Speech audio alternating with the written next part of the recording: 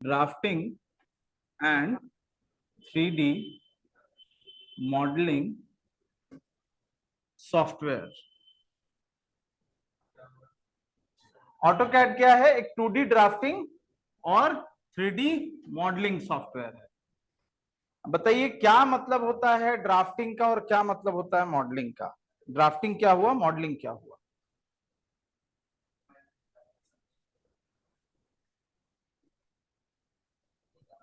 बोलिए। हाँ, ड्राफ्टिंग मतलब और मॉडलिंग मतलब? ड्राफ्टिंग में वो जो ड्राइंग तैयार करते हैं, तो मॉडलिंग में तो ड्राइंग से ही तैयार होता है। मॉडलिंग में तो सिस्टम में तैयार किया जाता है। ड्राफ्टिंग यहाँ भी तो हम लोग ऑटो कैड करें, सिस्टम पर ही ड्राफ्ट करेंगे।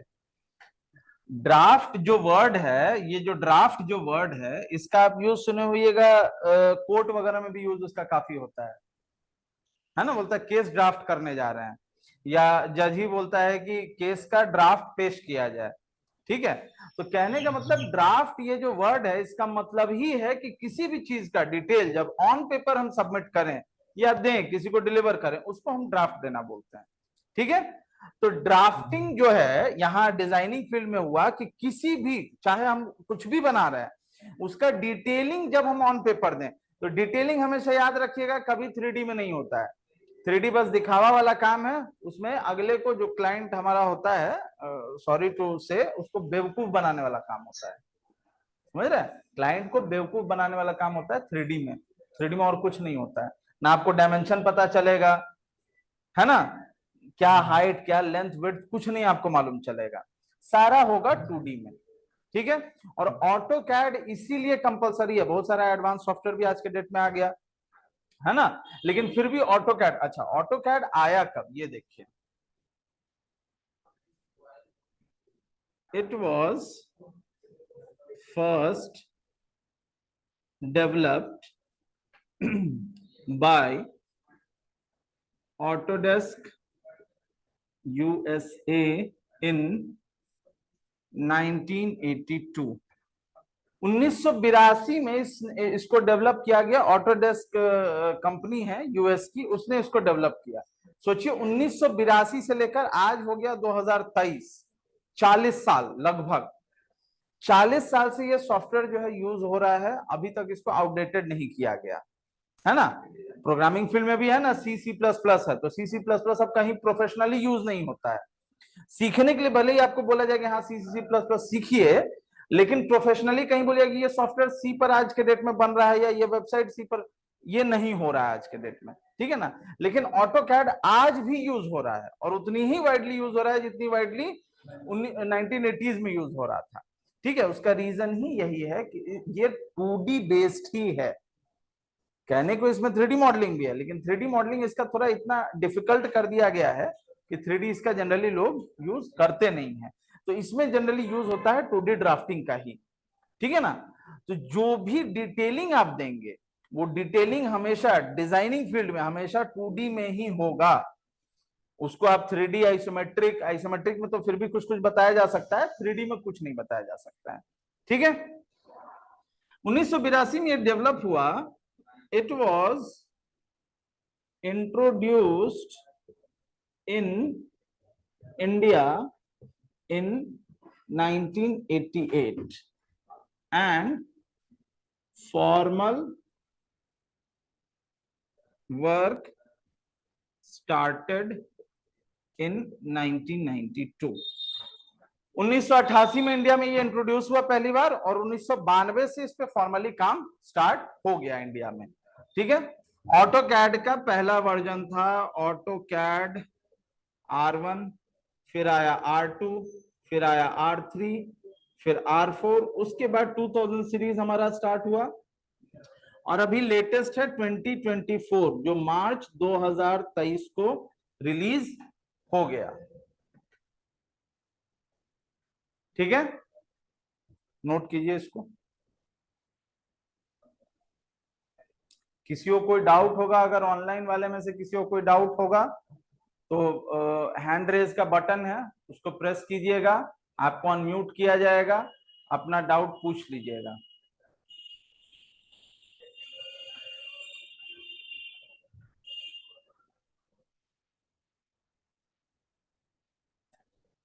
ठीक है। देखिए ऑटो कैड में दो वर्ड है हमारे पास, एक ऑटो दूसरा कैड। ऑटो मतलब बहुत लोग ऑटोमेटिक बोलेगा, तो ऑटोमेटिक मतलब नहीं हुआ, ये है ऑटोडेस्क का कंपनी लोगो।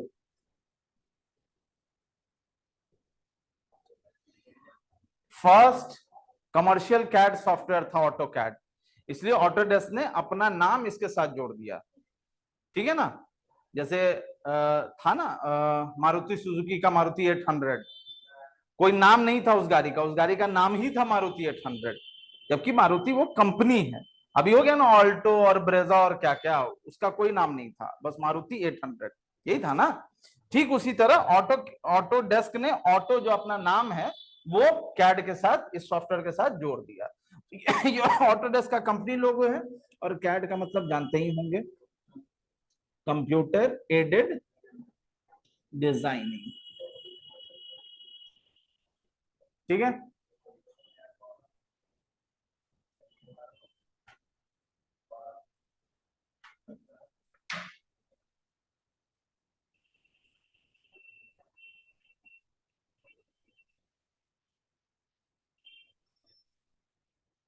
हो गया, आगे बढ़े।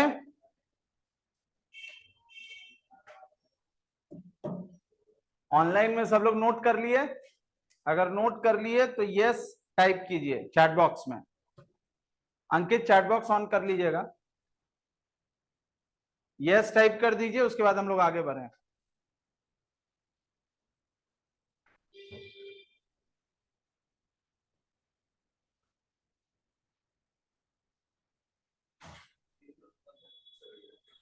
कौन? कमलेश। ठीक है, दीपांशु है ना, कमलेश ऐसे ही पुराना स्टूडेंट है उसका। मेरा चश्मा होगा अंकित, वो मेरे बैग के सबसे सामने वाले पॉकेट में, सबसे छोटे वाले पॉकेट में, ग्रे कलर का डब्बा होगा उसका। ठीक है, आगे बढ़ते हैं।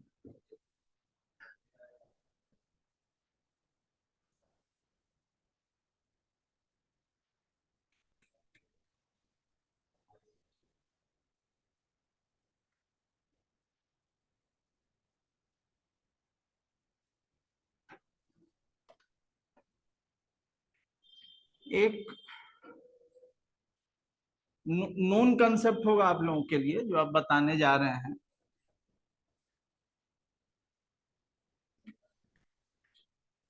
उसको देखिए समझिए।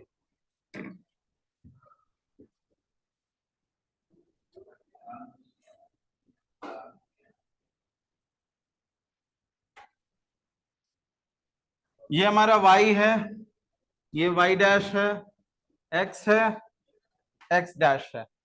ठीक है। हॉरिजॉन्टल वाला जो एक्सिस है वो हमारा x एक्सिस है, वर्टिकल वाला एक्सिस y एक्सिस है। दोनों जहां मीट करता है वो हमारा ओरिजिन हो जाता है। ठीक है। क्या बोलते हैं इसको, इस पूरे सिस्टम को क्या बोलते हैं? इस सिस्टम को हम लोग क्या बोलते हैं?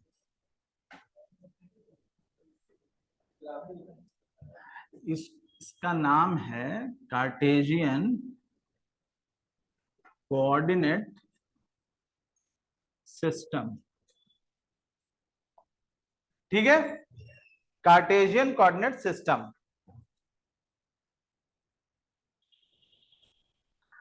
अब देखिए हॉरिजॉन्टल जो एक्सिस है, ओरिजिन से अगर हम राइट की तरफ बढ़ेंगे तो इसका वैल्यू बढ़ता चला जाएगा, लेफ्ट की तरफ आएंगे तो वैल्यू घटता चला जाएगा,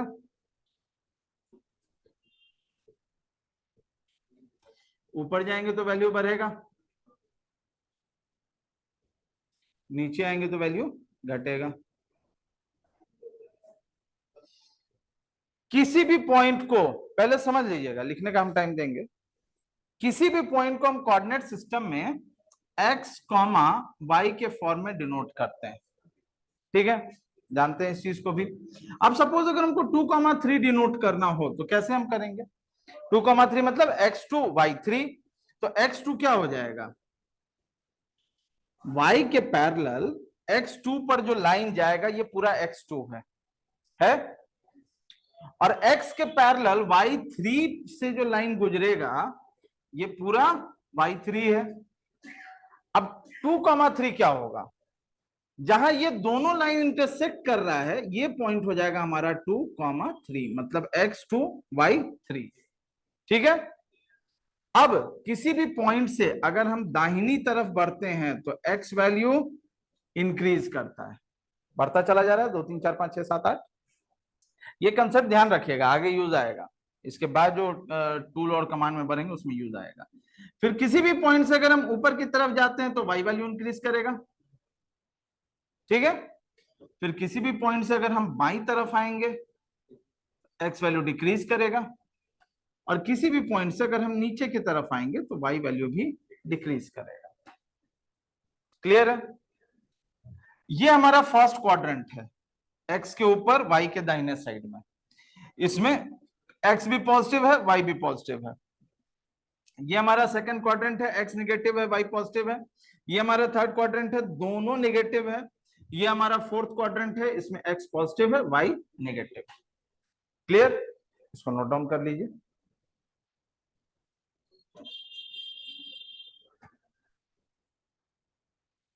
कोई डाउट हो दीपांशु कमलेश अगर ऑनलाइन ज्वाइन किए हुए हैं तो चैट बॉक्स में टाइप कर दिया, अगर डाउट नहीं है तो ND टाइप कीजिएगा, नो डाउट के लिए ND।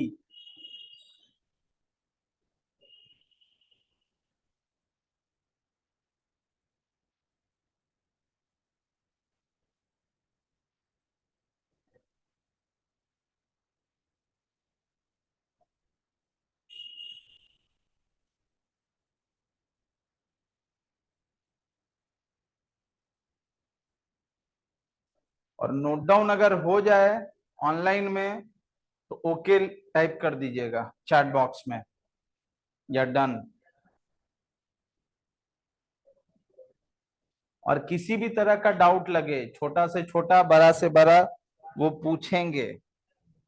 आप लोगों को भी बोल रहे हैं, इमरान और जिशान।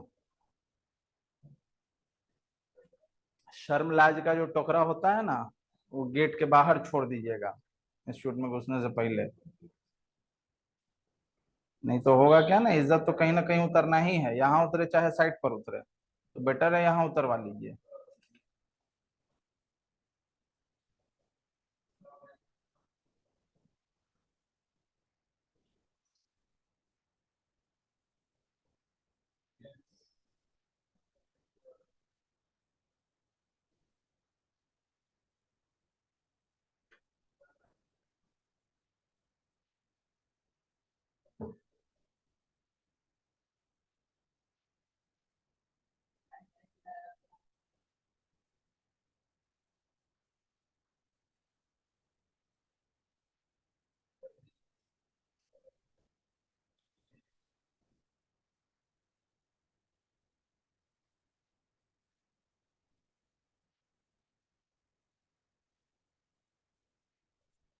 हो गया,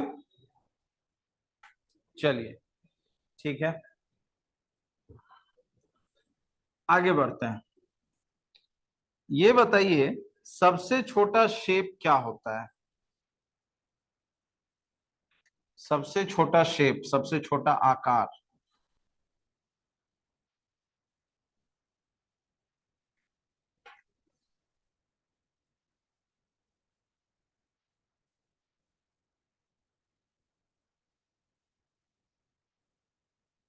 बोलिए। Engineering pass out and engineering students हैं आप लोग। सबसे छोटा शेप, सबसे छोटा आकार क्या होता है यूनिवर्स में, पूरे ब्रह्मांड में सबसे छोटा शेप क्या है? पॉइंट है? पॉइंट से छोटा भी कुछ होता है? जीरो डायमेंशन है ये, ना लेंथ है, ना विड्थ है, ना हाइट है। ठीक है। तो पहला हम लोग स्टार्ट करेंगे पॉइंट से ही। इतनी छोटी चीज को बनाने के लिए भी ऑटोकैड में दो मेथड दिया है। पहला सिंगल पॉइंट मेथड, विकास इसको बंद कर दिए तो गेट को। और दूसरा मल्टीपल पॉइंट मेथड। ठीक है। पहला देखते हैं, सिंगल पॉइंट मेथड।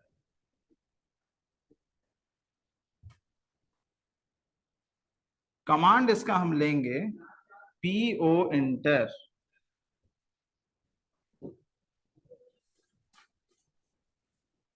एक्स है, वाई है, ये ओरिजिन है, 1 2 3, 1 2 3। ठीक है, कमांड पीओ इंटर करेंगे, हमसे पूछेगा स्पेसिफाई अ पॉइंट, हम देंगे 2 3 इंटर। पीओ इंटर हमने किया, हमसे पूछा स्पेसिफाई पॉइंट, हमने दिया 2 3 इंटर। यहां पर 2 3 पर एक पॉइंट आपको ड्रॉ हो जाएगा और आप कमांड से बाहर आ जाएंगे। ये है सिंगल पॉइंट मेथड। ठीक है, टू पीओ इंटर किए, हमसे पूछा स्पेसिफाई पॉइंट, हमने 2 3 इंटर किया, पॉइंट बन गया, हम कमांड के बाहर आ गए। नेक्स्ट आइए multiple point method. Multiple point method, इसके लिए कोई कमांड नहीं होता है, इसके लिए आपको जाना है ड्रॉ मेन्यू में, ड्रॉ मेन्यू से पॉइंट में, पॉइंट से मल्टीपल पॉइंट्स में। जैसे मल्टीपल पॉइंट्स पे हम क्लिक करेंगे, हमसे फिर से पूछेगा स्पेसिफाई अ पॉइंट, हम देंगे 2 3 इंटर। तो यहां क्या हो रहा था, हम 2 3 इंटर किए, पॉइंट हमारा ड्रॉ हो गया, हम कमांड के बाहर आ गए। यहां क्या होगा, हमसे पूछा स्पेसिफाई पॉइंट, हमने 2 3 इंटर किया, पॉइंट 2 3 पे बनेगा, हमसे फिर से पूछेगा स्पेसिफाई अ पॉइंट, हम देंगे 4 5 इंटर। हमसे फिर से पूछा जाएगा स्पेसिफाई अ पॉइंट, हम देंगे 7 6 इंटर। इस तरह से इंटर इंटर हम प्रेस करते जाएंगे, हम कमांड में ही रहेंगे। इसको लूप कमांड बोलते हैं। तो क्या करना है, to exit press ESC, escape button हम प्रेस करेंगे, हम कमांड के बाहर आ जाएंगे। क्लियर है, नोट कीजिए इसको।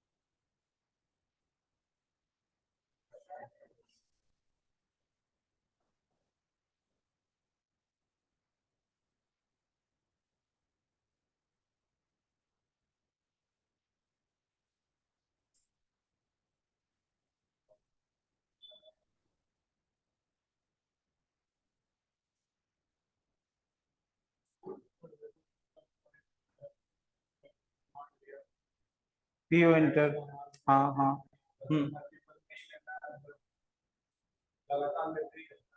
मल्टीपल में ये कमांड नहीं है, ये ऑप्शन मेनू, ड्रॉ मेनू होगा, वहां जाकर आप क्लिक करेंगे, वो खुलेगा, उसमें पॉइंट पर क्लिक करना है, फिर मल्टीपल पॉइंट पर क्लिक करना है। कमांड जहां रहेगा वहां हम लिख देंगे कमांड।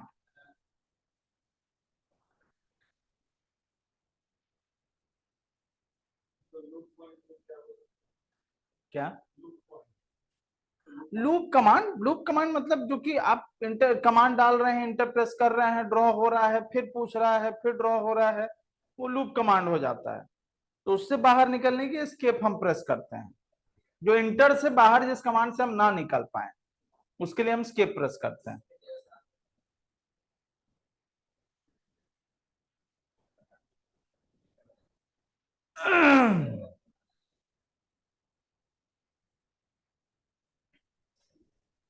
ठीक है, आगे बढ़े।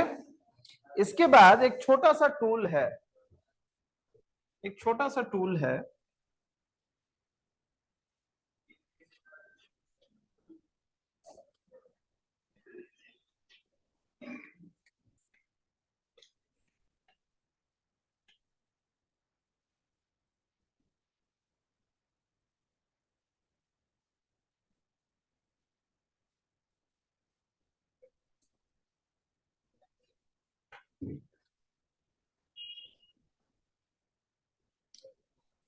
ये टूल आपको सिलेबस में कहीं नहीं मिलेगा, लेकिन बहुत इंपॉर्टेंट है।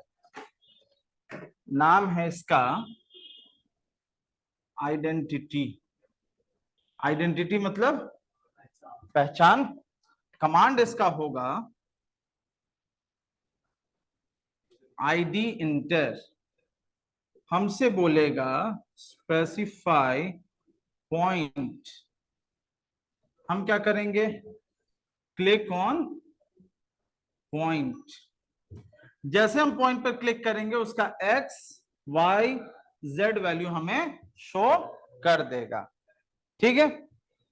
अब इसका यूज कहाँ आता है, मान लीजिए कि आपको कोई प्लान बना बनाया मिला, आप साइट पर हैं, उसको आपको एग्जीक्यूट करवाना है। तो आपके पास प्लान आया, प्लान में अलग अलग कोऑर्डिनेट्स दिया हुआ है। ठीक है, कहां पर पाइल होना है, कहाँ 3 pile 4 pile 5 pile group pile, क्या कैसे कहां पर होना है, ये वहां पर मेंशन किया हुआ है। या अगर मैकेनिकल की बात कर लें तो ब्रिज में कहां पर हमारा लेवर नट बोल्ट्स ये सब यूज है। ठीक है, वो सारा प्लान में मेंशन होता है। अब जब आप साइट पर जाएंगे तो आपको पता चला अब गंगा पर ही ब्रिज बन रहा है। आप साइट पर खड़ा हो जाए, आपको बताया, अगर पूछा जाए कि ये 14वां नंबर पिलर कहाँ आएगा, या जो केबल जो है उसमें जो 10वां केबल है फ्रॉम अप टू डाउन, वो कहां पर आके लगेगा, तो ऐसे खड़ा हो गया आप बता देंगे क्या? पॉसिबल ही नहीं है। ठीक है ना। वहां पर ये कमांड आपका यूज आता है। आप ड्राइंग में जाते हैं, जिस कोऑर्डिनेट का आपको पता ठिकाना चाहिए उस पर आप क्लिक करते हैं, उसका एक्स वाई जेड वैल्यू आपको देता है। उसके बाद एक डिवाइस होता है टोटल स्टेशन। अब तो बहुत सारी चीजें आ गई हैं, डीजीपीएस वगैरह सब कुछ है। ऐसे टोटल स्टेशन एक डिवाइस होता है, उसमें आप कोऑर्डिनेट वैल्यू जब एंटर करेंगे वो रियल टाइम में कोऑर्डिनेट आपको शो करेगा कहां पर वो कोऑर्डिनेट है। रोड पर भी आप देखे होंगे यूज करते हुए, है ना। एक इंजीनियर वो कैमरा जैसा, बड़ा सा कैमरा जैसा रहता है, उसको लेकर उसमें से देखता रहता है, और सामने एक इंजीनियर जो प्रिज्म लेके ये उसको डायरेक्शन देता है और वो मूव करता है। ठीक है। वहां पर यही कमांड यूज आता है। चाहे ब्रिज कंस्ट्रक्शन में आपको कितना क्लियरेंस चाहिए, अगर बसी बसाई आबादी में अगर ब्रिज बनना है, ओवर ब्रिज बनना है या फ्लाईओवर बनना है, तो कितने का हाउस डिमोलिश करना है, कहां तक डिमोलिश करना है, ये सारा यही बताएगा। क्योंकि पुल बनाते हुए तो आप नहीं बोल सकते ना किसी को बन रहा है थोड़ा सा अपना तोड़वा लीजिए इधर, थोड़ा अपना उधर तोड़वा लीजिए, ऐसे तो होगा नहीं। आपको पहले ही प्लान करके क्लियरेंस रखना होगा, तब काम शुरू होगा। ठीक है ना। तो वहां ये कमांड आपका यूज आता है।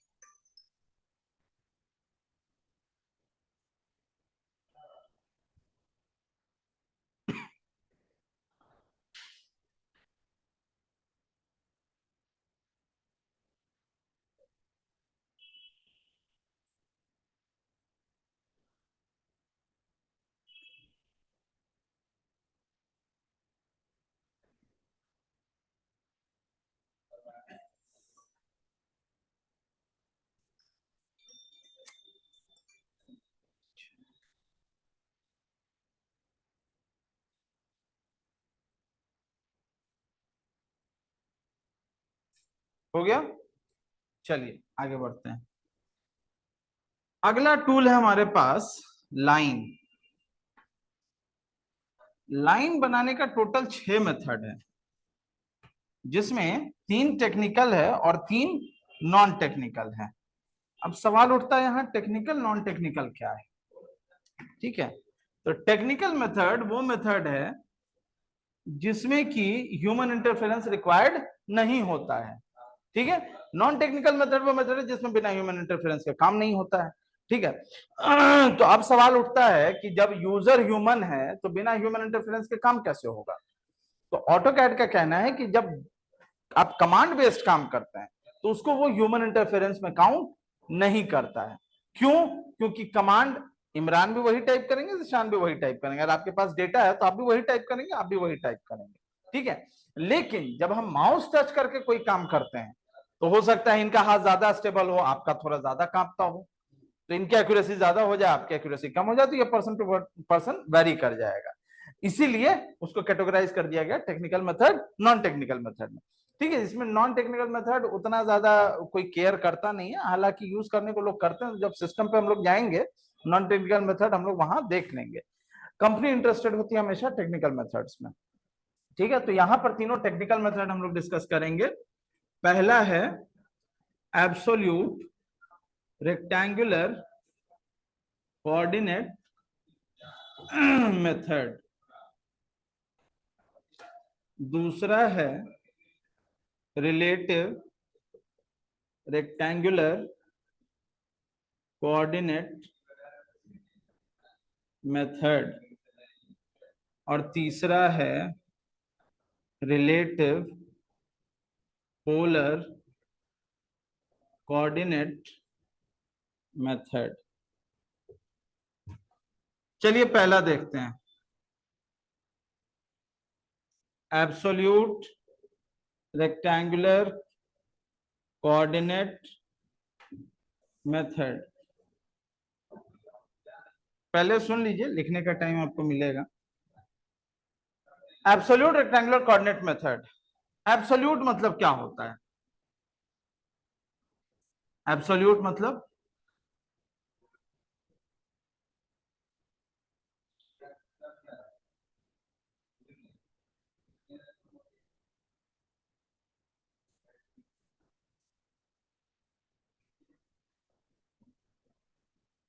एब्सोल्यूट मतलब जो जैसा है उसको वैसा ही बताना या लिखना, ये एब्सोल्यूट कहलाता है। ठीक है, एब्सोल्यूट वैल्यू मतलब उसमें कोई भी सेंटीमीटर इंच इससे फर्क नहीं पड़ता है। एब्सोल्यूट वैल्यू मतलब सिर्फ वैल्यू। अगर 10 इंच है, 10 सेंटीमीटर है, तो उसका एब्सोल्यूट अगर निकालेंगे तो 10 ही होगा। ठीक है। तो एब्सोल्यूट कहने का मतलब जो जैसा है एक्यूरेट वैल्यू उसका लिखना बताना, उसी को हम एब्सोल्यूट बोलते हैं। तो यहां देखिए एक ड्राइंग है, इसमें हम 2,3 से स्टार्ट कर रहे हैं। इस रेक्टेंगल हमने बनाया है, इसका लेंथ 10 है, विड्थ 5 है। लेंथ जो है वो एक्स के पैरेलल है, विड्थ जो है वाई के पैरेलल है। ठीक है। तो इस कोऑर्डिनेट का क्या वैल्यू होगा?